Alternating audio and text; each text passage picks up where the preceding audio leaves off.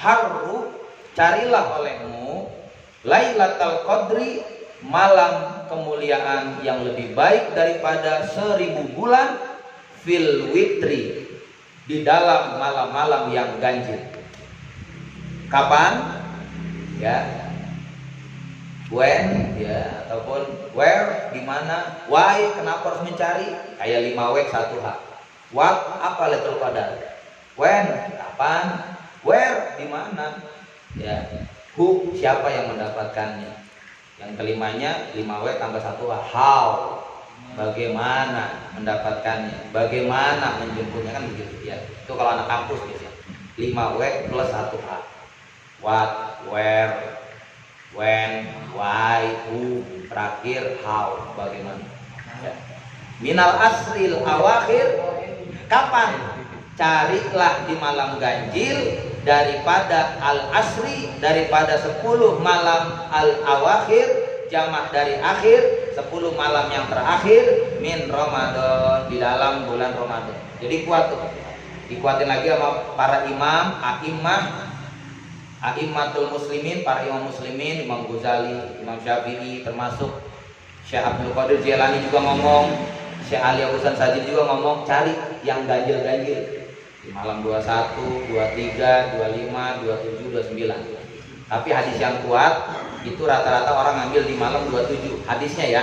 Tapi jangan terpaku sama hadis, ya takutnya kita meleset juga. Ya kadang ya bisa aja dia berpindah-pindah, bisa di malam 21 atau di 23 atau di 29. Makanya yang enak itu filosofinya begini. Jadikan malam-malam Ramadan ini seluruhnya malam Lailatul Qadar. Itu prinsip yang pertama. Ustadz, berarti Lailatul Qadar sebulan penuh. Ya anggap aja ini malam kemuliaan 1 bulan. Karena nggak ada malam-malam yang indah selain Ramadan. Contoh, di luar Ramadan kita habis Isya masjid udah pasti sepi.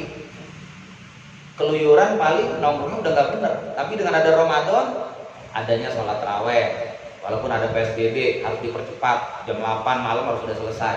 Setengah 9 dapat teguran. Jam 9 keluar keputusan surat. Ya.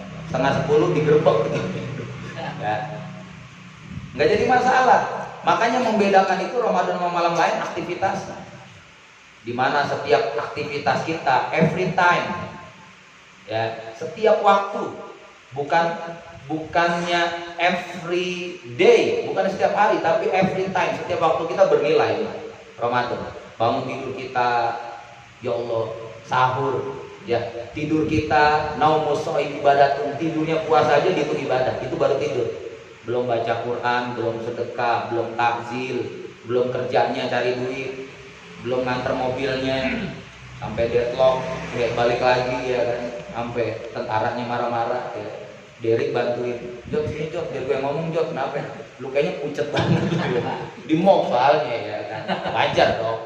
Temen nggak tega gitu kan, dilihat orang pucat pasi gitu, di mob sama bareng. Ya. Terus gimana? Ya. Terus ketika kita sudah mulai untuk mencari malam-malam tersebut, ya usahakan malam tersebut Lailatul Qadar semuanya, itu dulu prinsip awal. Malamnya baik semua itu Ramadan, sehingga tidak ada waktu pun kita lewati kecuali dengan ibadah. Ketika kita merasa 1 bulan ini Lailatul Qadar, gue yakin nggak ada yang ditinggalin tarawehnya. Karena Lailatul Qadar nggak mungkin siang, karena bahasanya malam kemuliaan Lailatul Qadar. Ya nggak mungkin siang. Tapi gue yakin juga dengan Lailatul Qadar, ya insya Allah puasanya dipertahankan, 30 gak ada yang bolong, gak ada yang absen, malamnya pun tarawihnya gak ada yang absen. Karena apa? 1 bulan tersebut kita anggap prinsip kita awal Lailatul Qadar. Nah ketika kita ibadah terus gak absen, gak alpa, gak bolong, gak kita alpa ya, kita itu gak bolos. Gue yakin lah, masa sih 30 hari kita ibadah gak kelewatan, masa lolos itu malam Lailatul Qadar. Karena waktunya Lailatul Qadar itu jatuh mulai malam.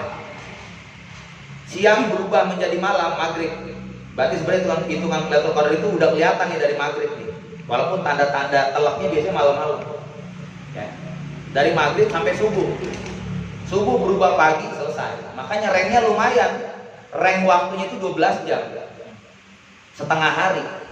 Artinya lumayan nih, kita bisa nyari. Kalau kita nggak absen aja 1 bulan ini, saya yakin kita mendapatkan malam tersebut. Walaupun kita tidak merasakan seperti orang yang kayaknya gue dapet nih, kayaknya gue nggak dapet. Tapi karena kita nggak pernah absen dalam ibadah, terutama terawih, ya, insya Allah kita tetap mendapatkannya karena nggak ada bolong di situ. Nah, bagaimana melihat tanda-tandanya itu? Ya, sebagian para sufi dan para imam memberi gambaran. Para habaib juga ngasih bocoran, termasuk Habib Muhammad bin Alwi Al-Haddad di luar pesantren Darul Ilmi wa Dakwah. Ya, beliau alumni Darul Lugo wa Dakwah Bangil. Beliau memberi masukan begini: carilah malam-malam ganjil, di mana kalau malam ganjil itu bertepatan dengan malam Jumat, usahakan ibadah. Sekarang malam Jumat nih, ini malam tarawih berapa? 21 atau 22? 21 atau 22? 22 ya. 22, berarti puasa udah 21. Ya kalau ngambil para polanya Habib nggak masuk nih hitungan. Berarti kalau malam 22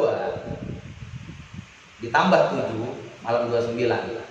Berarti nanti malam 29 malam Jumat akan datang, bisa jadi gitu. Malam Jumat yang akan datang. Karena terakhir, cari yang terakhir. Kalau itu malam Jumat dan itu bertepatan ganjil, ambil. Usahakan ibadah, minimal baca Quran lah walaupun 1 ayat. Allah nggak maksin kita harus khatam Quran, enggak. Yang penting kita beribadah, gitu aja. Makanya dibilang kalau sekarang nggak 23, pakai 11 nggak jadi masalah. Sekarang 12, 11, 23 udah nggak jadi masalah. Yang penting terawih udah.